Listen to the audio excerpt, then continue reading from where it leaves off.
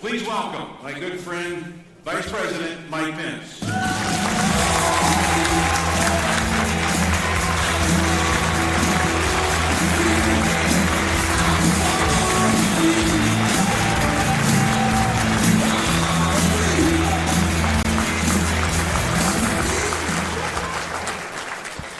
Well, thank you very much. How about a round of applause for Tony Perkins, who I have known a very long time.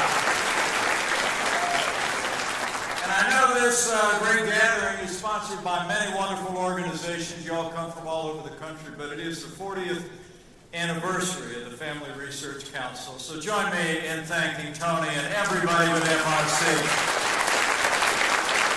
It's made it such a consequential organization. Tony, I appreciate so very much that introduction. You know the one I prefer is a little bit shorter.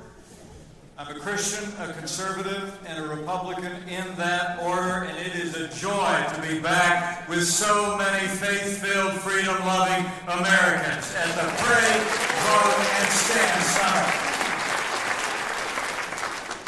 You know, last time I stood before you was back in 2018 as your Vice President. It was my privilege to be the very first Vice President to address this distinguished gathering, and I want to thank you for giving me a reason to come back to Washington, D.C.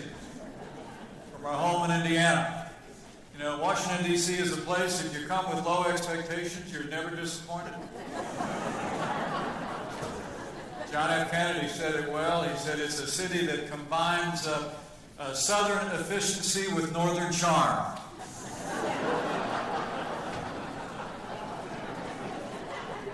I'm awful glad you're here. I'm glad to be back. Our life changed a lot. Karen and I moved home to Indiana. We bought 5 acres and a pond. I got a John Deere riding mower. I got a pickup truck. My son's a captain in the United States Marine Corps who starts in Blackout just this week. One of my unworthy son-in-laws, also a fighter pilot. He's in the United States Navy. Finished shotgun just last year.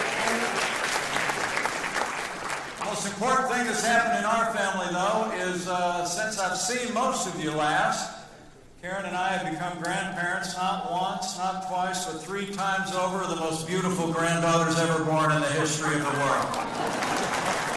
And what are the odds of that?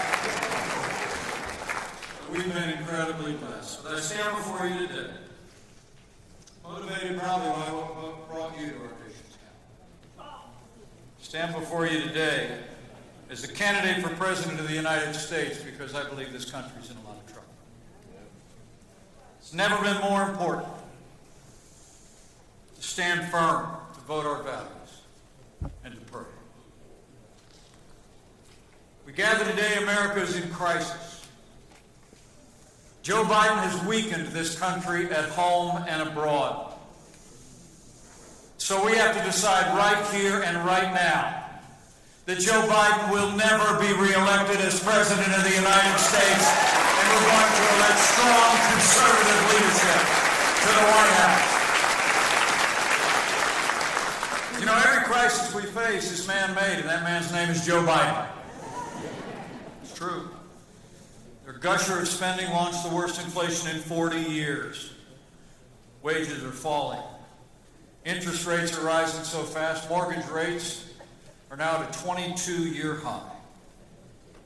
And anybody that goes and shops at the grocery like Karen and I do knows the cost of living has gone through the roof. Gasoline prices are up 60% after their war on energy. Overall inflation is 16%. And we have the worst crisis at our southern border in American history. The flood of humanity and fentanyl that's claiming lives every day. And their aggressive Green New Deal agenda, using taxpayer dollars to force the American auto industry into electric cars, has actually set the stage for 145,000 UAW workers to go on strike today. In the midst of all their failed economic policies, there's a steady assault on our values. Attempts to marginalize those of us that believe in traditional moral values and faith. The disastrous withdrawal from Afghanistan has emboldened the enemies of freedom around the world. If there ever was a time we needed men and women of faith, dedicated to freedom, to come together and resolve that we will win America back. It is today.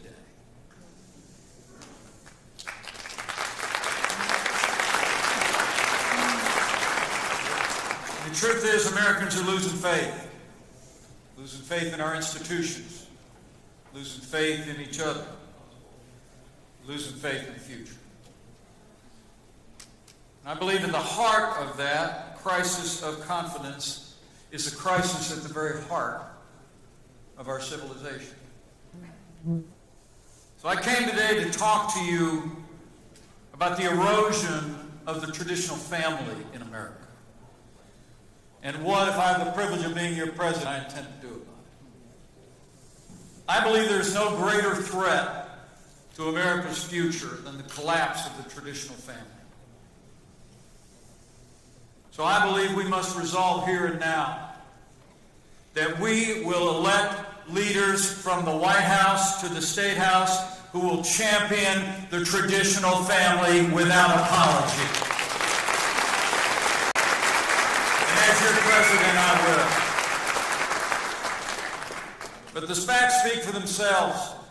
Today, more young people are delaying having a family altogether. The share of never married adults has tripled since 1980. People are getting married later, having children later in life. Declining U.S. birth rates. Between 2007 and 2019, the number of babies born in America each year fell by 600,000. We'll reflect more in a few moments about the role of abortion in our society.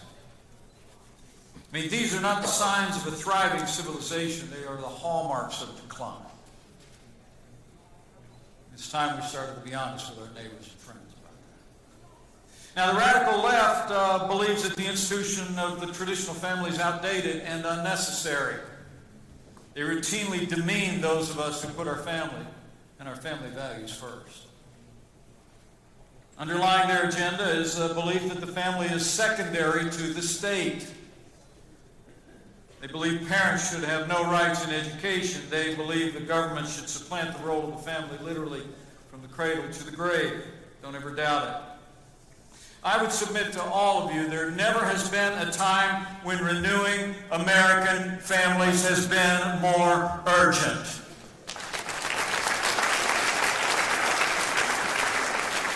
It's the family, and it's at the dinner table, where we pass along our timeless values of faith, hard work, integrity, and loyalty.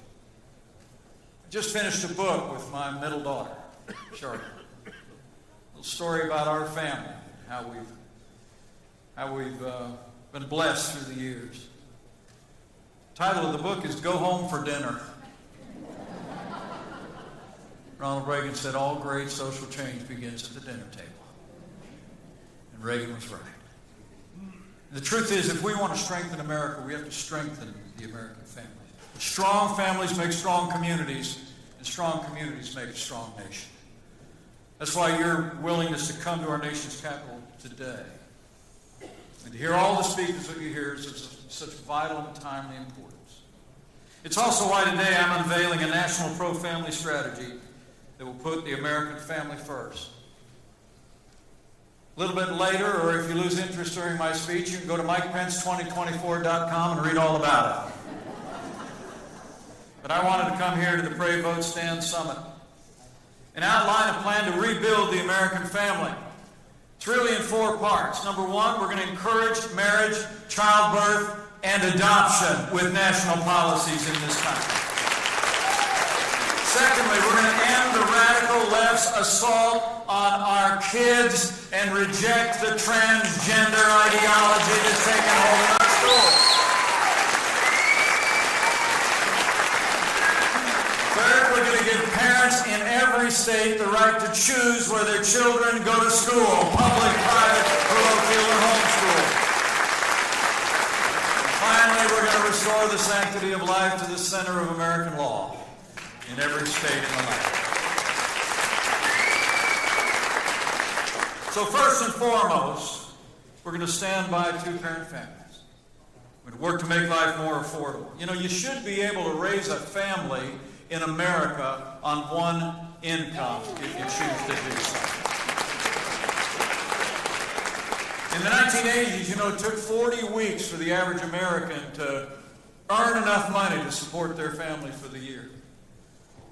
Now one parent has to work all year long, and that's if they can make ends meet. Under the failed policies of Joe Biden, we've seen inflation waging war on family budgets. I was in Hobart, Indiana, at a gas station not long ago, and a mother with 2 little ones strapped in the back seat told me that even though her husband had a good-paying job, they had to go to the food bank in town twice a week because gas prices and grocery prices have gone up so much. We've got a plan to combat inflation. We're going to shut down runaway government spending, put us back on a path of a balanced budget. We're going to make it possible to lower interest rates on mortgages so more young families can live the American dream of home ownership. We'll extend and make permanent the Trump-Pence tax cuts, especially expanding tax relief for middle and low-income families. And right out of the gate, I'll tell you right now, if you're going to be pro-life, you've got to be pro-adoption. We're going to work to make adoption affordable for every family in America. We've got a plan. The truth is the high costs associated with adoptions often discourage prospective families from even thinking about it. The average adoption in this country costs about what the average income of Americans make every year.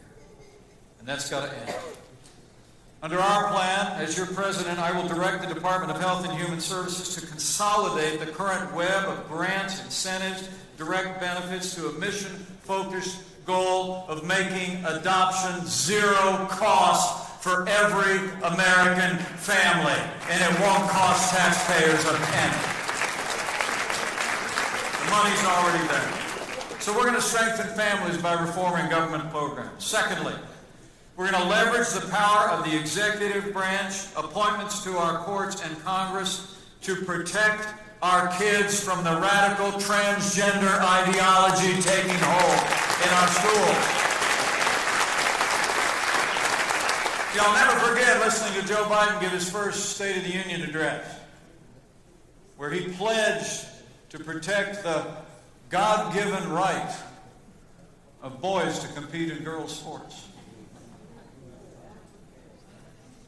As your president, I promise you, we will end the left's assault on women's sports and demand that participation in women's sports is only to those for their gender assigned at birth.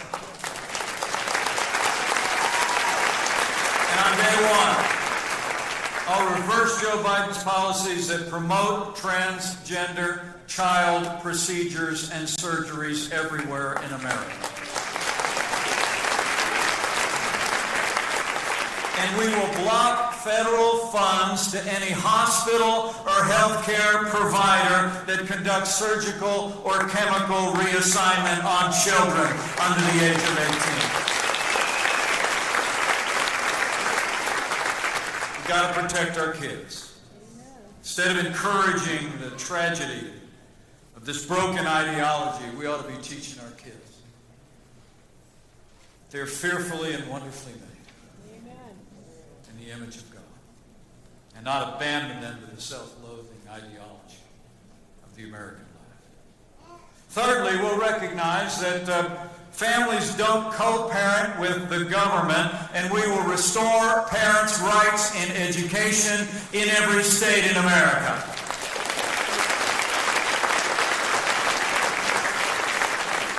I can honestly say I was for educational choice before it was cool.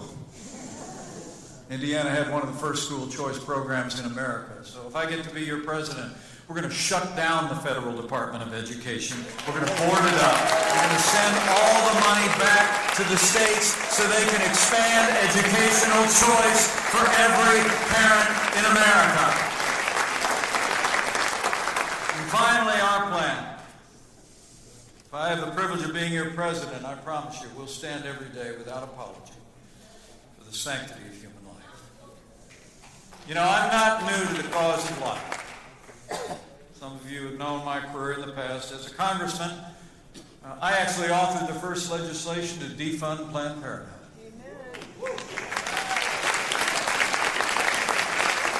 As governor of Indiana, I signed legislation that banned abortions for race, gender, or disabilities that went all the way to the Supreme Court of the United States. And I will tell you that I couldn't be more proud to have been vice president in an administration that appointed the 3 justices that comprised the majority that sent Roe versus Wade to the ash heap of history where it belongs.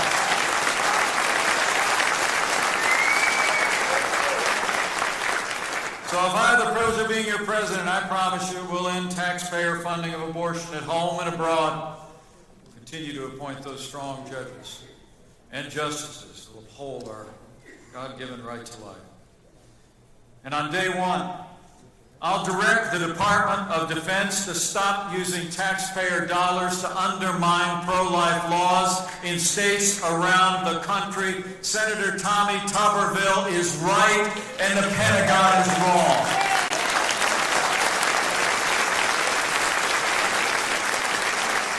And on the cause of life, I promise you, if I have the privilege of being your president, you'll have a champion for the unborn in the Oval Office. I'll work with states around the country to advance the strongest possible protections for the unborn, one state legislature after another. But we won't stop there. I truly do believe the time has come for a minimum national standard that would ban abortions after the point that an unborn child can experience pain. We need a 15-week national standard to protect unborn children in California, in Illinois, in New York, and in Democrat-led states.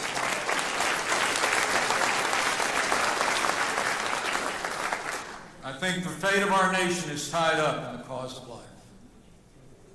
Save the babies, and we'll save America. If America is to survive, we have to strengthen our families and stand by the cause of life. We have to stand up for families. And all of you, as you're doing today, have to continue to prepare to vote for men and women who share your values without apology. You know, the most important decision I ever made in my life happened on a hillside on a rainy night in 1978. I was a freshman in college, and I traveled with some friends down to a Christian music festival in the early days of contemporary Christian music. The festival took place at a place called Asbury University. It's been much in the news in the last year. I remember sitting on that hillside, having walked away from the faith of my youth, having lost interest in religion, and it was like I heard the words for the first time. That God so loved the world that he sent his only begotten Son, that whoever might believe in him might not perish, but might have everlasting life. And I remember being moved to stand up, not out of a sense of just being convinced in my mind, but because my heart was broken by what had been done for me on the cross. And I walked down on that rainy night, found a young pastor, and accepted Jesus Christ as my personal Lord and Savior. And it changed my life.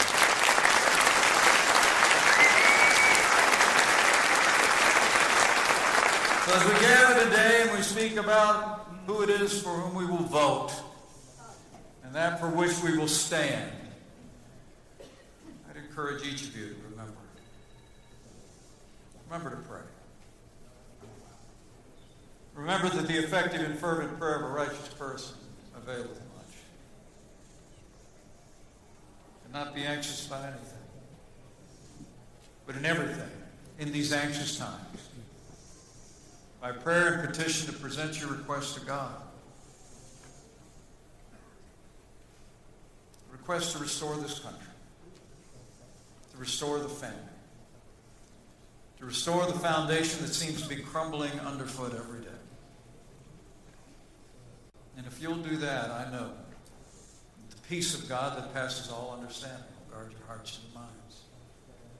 You'll be able to carry from here a determination and a resolve to pray and to stand and to vote over the next year and a half in such a way that will bring about that change.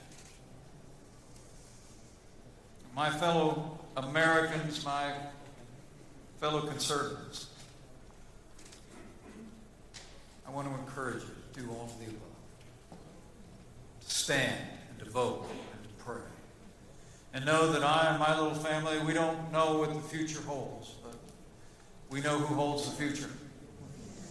And we'll be there with you every step of the way until we win America back to everything that's always made us prosperous and strong and free.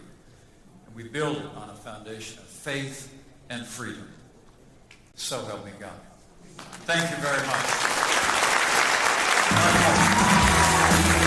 God bless you.